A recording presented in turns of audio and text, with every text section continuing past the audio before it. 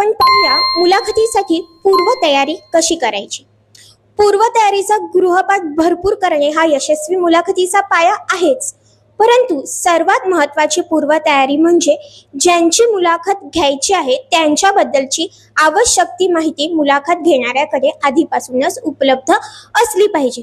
उदाहरणार्थ, त्या व्यक्तीचे संपूर्ण नाव, त्याचे टोपण नाव, वय, जन्म दिनांक, तसेच जन्मस्थळ, पत्ता, शिक्षण, कर्मभूमी, कौटुंबिक माहिती, कर्तृत्व, सध्याचा हुद्दा, मिळालेले मान सन्मान, पुरस्कार, लेखन कार्य, तसेच त्यांची वैचारिक पार्श्वभूमी इत्यादींची माहिती अगोदरच तयार असणे आवश्यक आहे।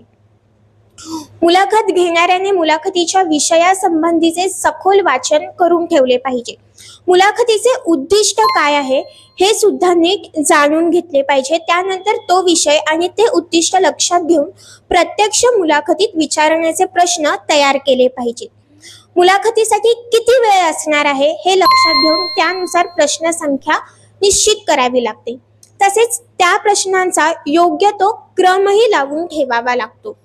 मुलाखतीचे स्वरूप नेमके कसे आहे, ती प्रकट असणार आहे की लिखित स्वरूपाची असणार आहे, श्रोतृवृंद, वाचक नेमका कोणत्या प्रकारचा असणार आहे, विद्यार्थी आहेत का पालक आहेत, विद्यार्थी पालक एकत्र आहेत की फक्त नागरिक आहेत, फक्त महिला आहेत, इत्यादी इत्यादी याचीही माहिती मुलाखतकाराने घेऊन ठेवलेली असली पाहिजे। मुलाखत प्रत्यक्ष श्रोत्यांसमोर होणार आहे की रेडिओसाठी आहे किंवा टीव्ही साठी आहे हे सुद्धा माहीत असणं गरजेचं आहे। मुलाखतीसाठी बैठक व्यवस्था, ध्वनिक्षेपण व्यवस्था, वातावरण निर्मिती, गरजेनुसार संदर्भ ग्रंथ, चित्रे, वाद्ये, वस्तू इत्यादी गोष्टीही अगोदरच या सगळ्याची व्यवस्था करणं आवश्यक आहे।